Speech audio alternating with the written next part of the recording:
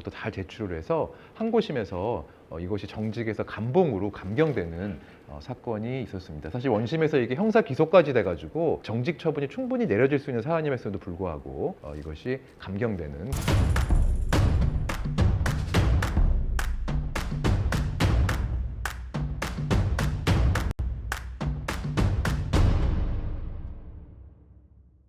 안녕하십니까. 군필 변호사 김유돈 변호사입니다. 이번 영상에서는 징계, 어떻게 하면 경징계를 받을지, 그리고 징계 항고를 통해서 징계를 경감받을지에 대해서 이야기를 나눠보고자 합니다. 군대에 사실 군기를 확립하는 것은 매우 중요합니다. 그래서 군 조직에서는 군기를 확립하기 위해서 다양한 노력을 하는데요. 과거에는 군기를 확립하기 위해서 규정되어 있지 않은 얼차례를 준다거나 아니면 무작정 호통을 친다거나 하는 방식으로 군기를 잡으려고 했던 시절이 있었는데요. 요즘과 같이 군대가 많이 민주화되고 적법 절차가 중시되는 요즘에는 주로 징계 절차를 통해서 군기를 확립하고 있습니다. 그래서 사실 요즘에 이런 일도 많습니다. 마음에 안 드는 선임이나 상관을 소위 보내버리기 위해서 후임들이나 부하들이 이렇게 모여서 모함하는 방식으로 신고를 한다거나 마음의 편지를 쓰는 등의 방식으로 소위 상관이나 선임을 무고하게 좀 징계 절차에 들어가게 하는 경우가 있습니다. 그래서 억울한 징계를 받는 경우가 많이 늘고 있습니다. 그래서 이번 영상에서는 어떻게 하면은 이렇게 억울한 징계를 받게 되거나 과한 징계를 받았을 때 이것을 좀 경감시키거나 징계로부터 벗어날 수 있을지 한번 이야기해 보고자 합니다. 자, 징계를 받게 되면요. 특히 장교, 부사관, 간부의 경우는 중징계가 파면, 해임, 강등, 정직 여기 네 가지가 있고요. 경징계의 경우에는 감봉, 근신, 견책 이렇게 한 7가지 종류의 징계가 있습니다. 그런데 간부가 징계를 받게 되면 진급심사에서 감점 처분을 받게 되고요. 특히 정직 같은 경우에는 마이너스 5점, 견책 같은 경우에도 마이너스 2점의 감점을 받게 됩니다. 그래서 사실 군인, 특히 장교나 부사관에 있어서는 진급이 군 생활에서 매우 중요한데 아주 절대적인 불이익을 받게 됩니다. 그리고 이러한 감점 처분은 2년에 걸쳐서 계속되기 때문에 중요한 시기에 이렇게 징계를 받게 되면 상당 기간 진급에서 누락되는 엄청난 불이익을 받게 됩니다.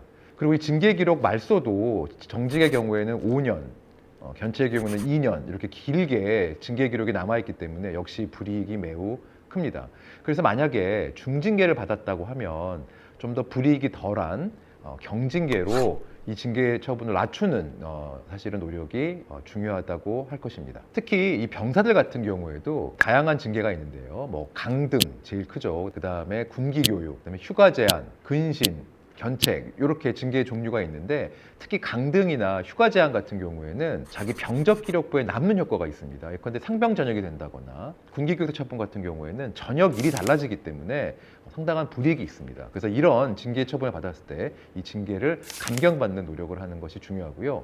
원심에서 이런 징계를 받았다고 하면 사실 징계 항고를 통해서 한 번 더 판단을 받아보고 이 징계를 낮추거나 억울한 징계에서 벗어나는 노력을 하게 됩니다. 자, 그렇다면 어떻게 하면 이 부당한 징계를 받았을 때 항고 절차에서 이걸 감경받을 수 있을까요? 첫째는 제일 중요한 건데요. 내가 징계를 받을 혐의 사실이 있는 경우에 이것을 인정할지 인정하지 않을지를 먼저 판단하는 것입니다. 그래서 만약에 내가 분명히 잘못한 부분이 있어서 이 징계 혐의 사실을 인정한다고 하면은 사실은 세세한 부분이 조금씩 다르더라도 통 크게 그걸 인정을 하고 먼저 반성하는 모습을 보여서 자기가 선처받을 수 있는 변론 전략을 짜는 것이 중요합니다. 한편 내가 이러한 혐의 사실을 인정할 수 없다라고 판단이 되면 이건 완전히 다른 형식으로 변론을 해야 됩니다. 징계위원회에 제출할 나의 무고함을 밝혀줄 수 있는 참고인들의 진술서를 확보한다든지 아니면 징계위원회에 나에게 유리한 참고인들을 아예 증인으로 부를 수 있도록 징계 간사와 협의를 하는 등의 방법으로 자신의 억울함을 적극적으로 다퉈야 되고요. 이것이 군내에서 이루어지는 징계위원회의 경우에는 자신의 무고함을 위원회에서 받아들이지 않을 가능성도 있기 때문에 이건 나중에 추후 행정소송으로까지 가서 무고함을 밝히겠다라고 해서 행정소송도 염두에 두고 종합적인 변론 전략을 짜야 됩니다. 둘째는 징계위원회에 본인이 어떤 모습으로 징계위원회에 참석해서 징계위원들을 설득할지를 명확하게 정해야 됩니다. 그래서 기본적으로 자신이 잘못한 부분이 일부 있어서 인정하는 모습을 보이려고 하면 철저하게 반성하는 모습을 보이는 것이 사실은 징계 감경받는 데 매우 중요합니다. 사실 징계위원회에 출석하는 위원들은 법률 전문가들이 아닙니다. 부대에서 함께 일하는 뭐 선임이나 지휘관이거나 이런 경우가 많기 때문에 기본적으로는 징계위원회에서 징계 대상자를 혼낼 마음을 다 가지고 참석하는 분들이 대부분들입니다. 그래서 뭔가 자신의 억울함이거나 이런 걸 다투는 순간 바로 화를 내고 혼내는 경우가 많아서 사실 이런 경우에는 징계위원회가 끝나고 난 다음에 본인의 인상이 되게 안 좋아질 가능성이 큽니다. 그래서 본인은 반성하는 모습을 보이고 대신 본인의 억울한 점은 변호인에게 말하도록 해서 이렇게 이원화해서 변론하는 것이 효율적이다라고 할 수 있겠습니다. 자, 그리고 또 징계 감경을 받기 위해서 중요한 거는요. 만약에 피해자가 있다라고 하면 예컨대 이런 경우가 많거든요. 어떤 후임에게 폭언이나 과한 말을 해가지고 언어폭력으로 징계를 받게 된 경우에는 사실은 이 피해자와 관계를 잘 풀어서 합의를 해서 선처탄원서를 받는 것이 매우 중요합니다. 자, 그리고 이 군대 징계에서 또 매우 중요한 게 하나 있는데요. 바로 지휘관의 의견서입니다. 이렇게 징계 사건 진행하다 보면 탄원서를 그냥 양만 많이 갖고 오는, 그래서 동기들이나 뭐 후임들이나 부하들의 탄원서를 잔뜩 갖고 온 경우가 있는데, 사실 이 수십 장의 탄원서보다도 본인의 직속 상관인 뭐 중대장이면 중대장, 대대장, 연대장님의 지휘관 의견서가 훨씬 더 큰 위력을 발휘합니다. 그래서 변호인과 상의해서 어떤 내용으로 지휘관 의견서 쓸지를 정한 다음에 지휘관께 부탁드려서 지휘관 의견서를 잘 제출하는 것이 매우 중요합니다. 그리고 원심 절차에서 어떤 하자가 있는지 형식적인 이것도 매우 중요합니다. 그래서 형식적인 하자가 있다라고 하면 항고심에서 원심의 처분을 일단 물를 수밖에 없기 때문에 선처를 받을 가능성이 커집니다. 자, 지금까지 이렇게 5가지 정도 어떻게 하면은 징계 처분을 경감할지 낮춰 받을지에 대해서 이야기해 봤는데요.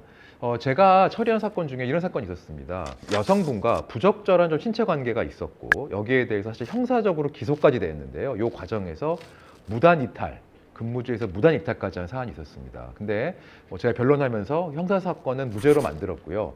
그 형사 사건이 합의에 의한 것이어서 무죄가 임을 인정받았지만 그러한 접촉이 있었다는 것 자체가 징계 사안이라 그래서 징계 처분이 내려진 건데요. 원심에서는 그 정직에 아주 중한 징계가 일어났는데 이분이 어떤 갖고 있었던 여러 가지 상황을 잘 설명드리고 지휘관 의견을 잘 받고 그 여성분과 여러분들의 그 합의서 이런 것도 잘 제출을 해서 항고심에서 이것이 정직에서 감봉으로 감경되는 사건이 있었습니다. 사실 원심에서 이게 형사 기소까지 돼가지고 사실 정직 처분이 충분히 내려질 수 있는 사안임에도 불구하고 이것이 감경되는 그런 사안도 있었습니다.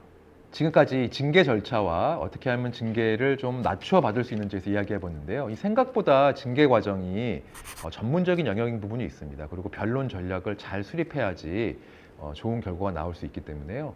만약에 징계를 받을 위험에 처했다고 하면은 한번 법률 전문가와 꼭 상의해서 좋은 결과 내시기를 바라겠습니다. 지금까지 군필 변호사 김유돈 변호사였습니다. 감사합니다.